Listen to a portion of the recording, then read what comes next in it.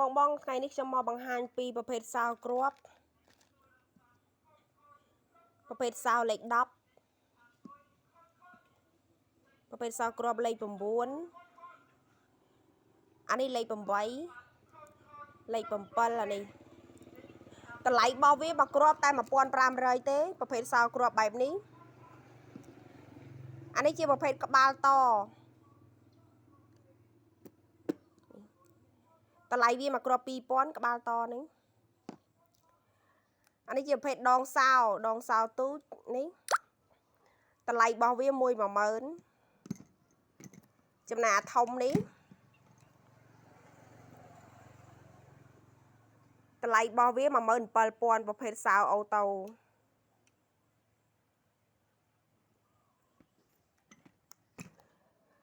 បងណាដែលមានតម្រូវការអាចឆាតតាម TikTok ក៏បាន Telegram ក៏បាន